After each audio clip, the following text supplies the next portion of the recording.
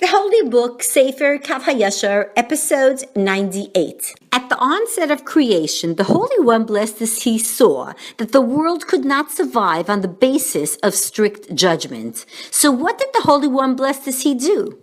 He appended the name of mercy, Yud-He Vav-He, and created the world, Bereshis Rabbah 12.15, Pesikta Rabasi 41.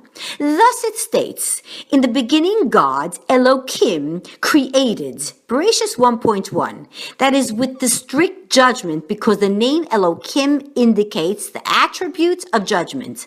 But afterwards it states, on the day that Hashem, God, Yud-K Vav-K, made earth and heaven, Bereshis 2.4. In the writings of the illustrious author, the Torah's Chaim, Chulim 86a, I have found a worthy explanation for the principle that the righteous suffer for the iniquities of the generation. Shabbos 33b.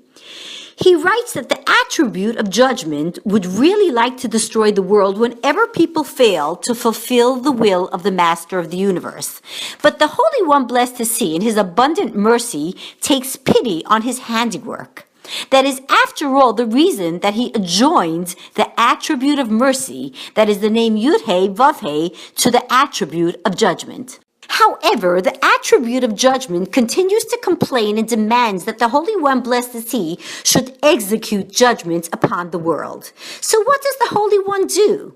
He grants the attribute of judgment a single righteous person who is weighed up against the entire rest of the world.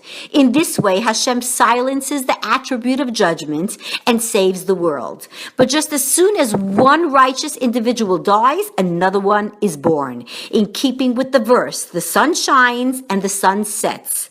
Koheles 1.5. This is the explanation of our teacher, the illustrious Reb Chaim Shor, in his commentary on the tractate Shabbos. According to this, I believe we can resolve a very difficult problem arising the verses of Megillas Esther. It is stated, Haman saw that Mordechai would not kneel and bow to him, and Haman was filled with wrath. But it was contemptible in his eyes to set his hand upon Mordechai alone. And Haman sought to destroy all the Jews in the entire kingdom of Achashverosh, the people of Mordechai. Esther 3.5.6. On the surface, it is difficult to understand why Haman sought to uproot and eradicate all the Jews when Mordechai alone refused to bow to him. But I believe that the explanation is as follows. We know that the Jews of that generation were deserving of death, either because they bowed to the idol erected by Nebuchadnezzar, or because they participated in the feast of the wicked Achashverosh. Megillah 12a. Both Haman and Satan lodged accusations against them in this regard, and in accordance with the attribute of judgment, Israel should have been destroyed. Haman then became concerned that the Holy One, blessed is He, might do exactly as described above, that is, take away a single righteous individual who is as equal in weight to the rest of the entire Israel. He knew that if this were to happen, another righteous person would be born on the spot, and Israel would remain alive and well. Therefore it states, and it was contemptible in his eyes to set his hand upon Mordechai alone, for he knew that through the death of a single righteous individual, Israel would achieve atonement, and he realized that Mordechai was equal to the rest of Israel put together. Therefore Haman and Satan sought to destroy all the Jews in Achashverosh's kingdom. Now, according to the view that Israel had incurred the penalty of death in that generation because they participated in the feast of Achashverosh, it is impossible to say that they were guilty of consuming forbidden foods. For it states, and the drinking was according to law, without compulsion. Esther 1.8. This means that the drinking was in accordance with the laws of the individual. Therefore, since it is forbidden for a Jew to drink wine that had been poured by the idolaters, they were served kosher wine served only by Jewish waiters. Similarly, the food that was served to them was cooked by Jews. Achashverosh did not compel them to eat or drink anything that was forbidden to them, as it is stated, without compulsion, according to the will of each man, Ibid. Rather, their crime was that Ahasuerus's evil intention in inviting Israel was to divert the flow of bounty descending to them from on high, so that instead of pour down through the Shekhinah, it would pour down through the Sitra Achara. This is why he invited Israel, to divert them into the spiritual realm. This is called injecting filth into them. Because the flow pouring down to Israel would come then to them by the way of the Sitra Achara. This is how the impure forces inject filth into concepts and conduct in this bitter exile. Because of our many sins, they partake of this flow before us, and then we receive it only through them. Thus it is stated, her oppressors became the head. Echa 1.5. This is also the meaning of the sages' teachings that the Jew who live abroad serve idols in impurity. Avodah Zarah 8a. If Israel had not taken part in the feast of that evildoer, he would have been unable to do anything to them, because the realm of holiness would not have received any of its bounty from the Sitra Achara. But since Israel did partake of the feast of Achashverosh, it was if they drank from the Sitra Achara itself. Therefore, that feast caused filth to be injected into them, even though they ate only kosher food and drank only permissible wine. Nevertheless, it was as if they partook of the feast of the Sitra Achara. For this reason, we must be wary when the other nations make feasts, not to derive any benefit from them, as mentioned above. The only exception is when the non-Jew sends animals, poultry, fish, and the like to the home of a Jew. Then it is permissible.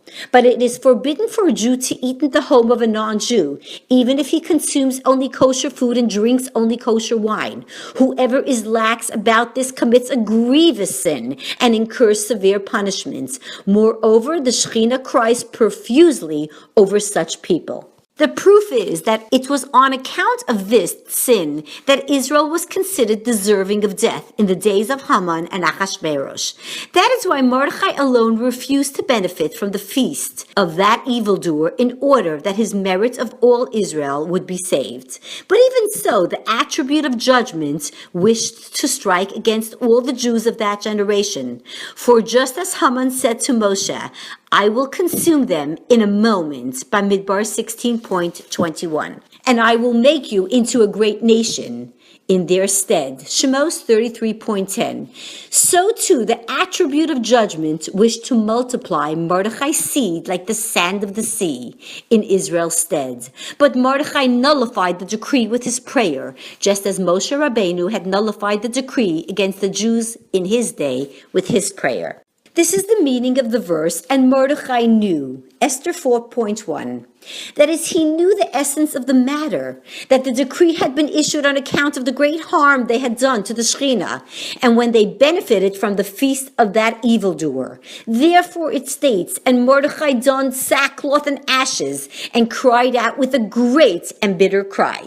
And he donned sackcloth. This was to atone for the sin and to weaken the power of the 400 men who accompanied Esav when he came to meet his brother Yaakov. For it is stated concerning this event, and Yaakov was very afraid. Bereshit 32.8. That is, he was afraid of the 400 impure husks and destroyers that accompanied Esav. This is why Mordechai donned sackcloth, because the numerical value of the word sackcloth, Shin K, is 400. Thus his intention was to weaken the power of the wicked Esav. Then Mordechai informed also Esther of the great harm that had been done at the feast of Achashverosh. Therefore it states immediately after this, and Esther donned kingship. Esther 5.1. That is, she donned the spirit of prophecy, Megillah 14b. Esther then proposed that they fast for 3 days and 3 nights in order to counteract the filth that Haman and Achashverosh had injected into them by means of their feast. In this way, the power of the filth that had sullied them through that eating and drinking would be enfeebled, for it was weakened through their fasting, thereby enabling the collective soul of Israel to shine as before. We now have another explanation for the fast of Esther that we now have been observing for generations.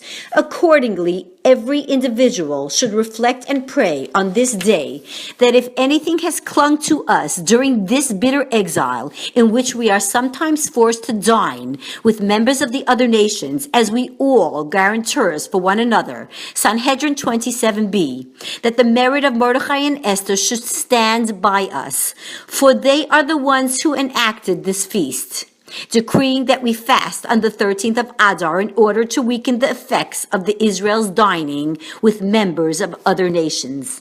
Then the merits of the fast of Esther will stand by us to shatter, weaken, and eliminate the power of the Sitra Achara, who desires to cling specifically to the realm of the sacred.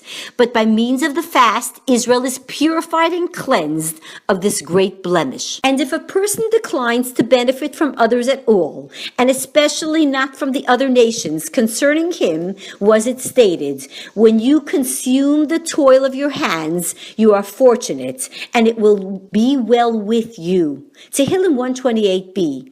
You are fortunate in this world, and it will be well with you in the world to come. Barachas 8:8.